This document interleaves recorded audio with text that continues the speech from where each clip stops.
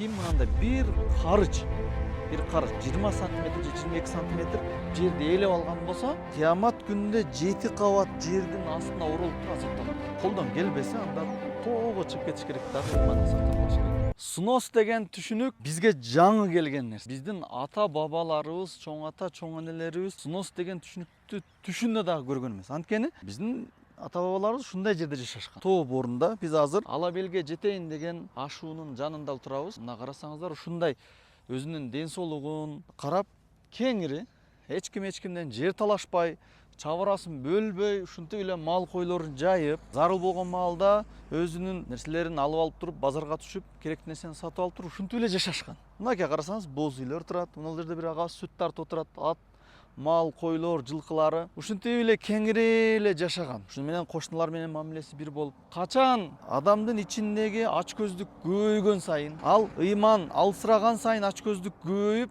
кысылып атып, жолду дагы ээлеп алган учурда ушинтип снос кылып, даяр үйлөрү бузулуп, навестери бузулуп, тоскон тосмолору бузулуп, анан снос деген былтыр аябай популярный болду.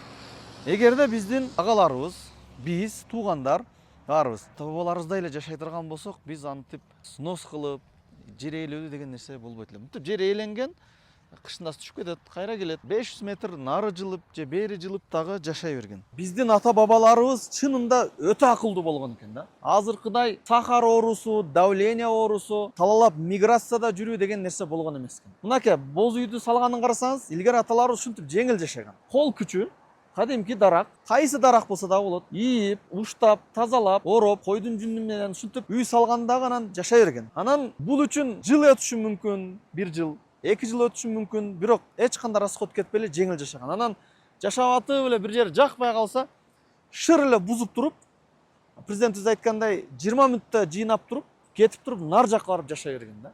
Бир жерге байланган эмес. Азыркы учурда мен үй саламын, 1 этаж үйүм модадан калып калды деп туруп, 2 этаж, 3 этаж үй салып, ага бир 5-10 жыл өмүр өтүп, анан ошонун аркасынан мүнөз буулуп, элден калып, ушундай кыйналып жүрө берген. Аталарыбыз чынында энергиясын ибадатка, соопчулукка, жакшылык ишке, илимге сарптаган, мындай бактылуу жашашкан да.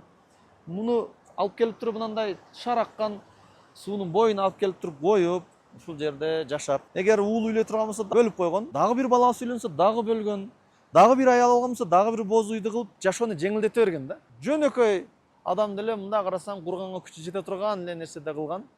Эми айта турган нерсе, эми азыркы заманда дагы эми боз үй эле жашоо деген маани эмес. Азыркы заманда деле үй куруунун эң жеңил вариантын мактануу үчүн эмес, жашаш үчүн кылып, жеңилирээк кылып, бирөөлөргө көрсөтүш үчүн эмес, оо жоктонбостон өзүң үчүн эле жашап туруп, ашкан өмүрдү ибадат кылып, эс алып, китеп окуп өткөрүлүш керек.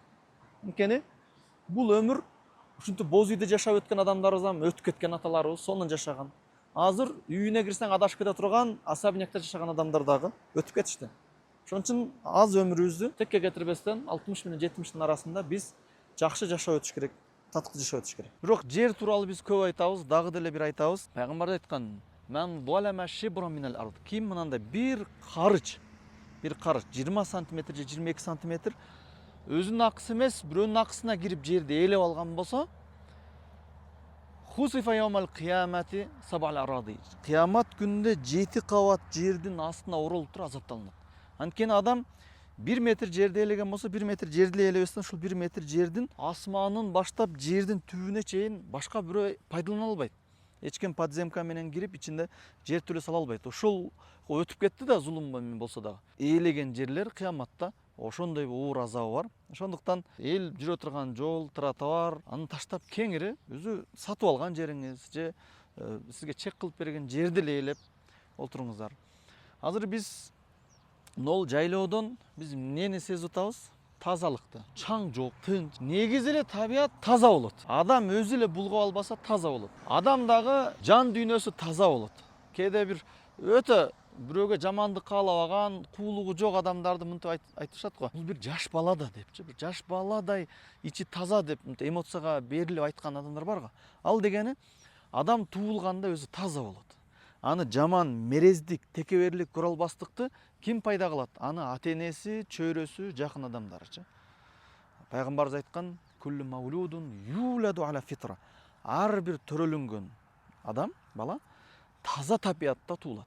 Таза болуп, жакшы адам болуп туулат. Фабавах юхавидан ау юнасыран. Анын ата энеси аны христиан кылат, яхуд кылат. Ал деген сөз билип туруп жаман иштерди кыла турган кылат, же билбей кылат, илимсиздик кылат.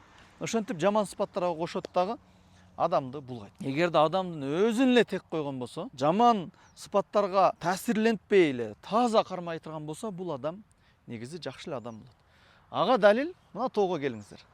Биз жанагда келгенибизде келгиле кымыз ичебиз, тамак жейбиз деп эле кирбедик, бирок көңүлүсүн айтты. Анан эми жолдун боюнда сода кылгандар антпеши мүмкүн, бирок мындай мал кой кайтарган жерлерге барсаң, аябай сүйүнүп, бир тууганын көргөндөй эле коноктой берет. Бул жердин табияты, аурасы, өзүнүн жаман адамдардан алыс болуп турганы ушуну далилдейт. Адамдарда мындай только эле өзүн ойлогон, эгоисттик, текеберлик деген нерсе жок. Барсаң кадимкидей баарын жакшы адам сезет. Сен конок экенсиң дейт. Олтуруп сүйлөшөбүз дейт. Ошондуктан акыркы пайгамбарыбыздын айткан сөздөрүнөн ушундай айткан сөзү бар. Эгерде заман бузулган болгон болсо, эмне кылыш керек? Же дават кылыш керек. Бузулган коомдун арасында унчукпай жашай бербестен болушунча түшүндүрүп, жакшылыкка чакырыш керек. Болбосо, колдон келбесе, анда тоого чыгып кетиш керек дагы, ыйманын сактап калыш керек. Жүздөй койду, бир дүкөндү же болбосо бир чоң фураны айдап таксовать эткенден көрө, ошонун баардыгына мал кой алып туруп, оны тоонун башына барып, ушул жерге кой багайын дедим эле десе, берет, келишим түзүпчү. Ушул жакта мал кой багып, өзүнүн ыйманын сакташ керек, балдарынын ыйманын сакташ керек, таза табиятын сактап калыш керек. Эгерде күч жетпесе, күч жетсе, бул көпчүлүккө милдеттүү нерсе, дават фарз. Жаман нерсени көргөндө сөзсүз түрдө аны кайтарыш керек. Пайгамбарыбыз айткан: "Мен ра минкум мункаран". Силерден кимиңер бирөө катаны, күнөөнү көргөн болсо, колу менен кайтарсын, кылба депчи. Фа иллам ястати, эгер күчү жетпесе, тили менен кайтарсын, айтсын, койгула, ант келе, мынт келе. Каласа интернеттен айтсын, каласа жолугуп айтсын, каласа кат түзүндө кандай болсо да айтсын.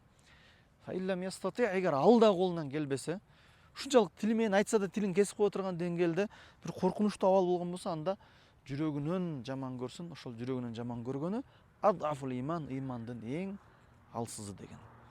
Аллах Таала баарыбыздын таза табиятта кармасын, жүрөгүбүздү таза кылсын, коомубузду таза кылсын.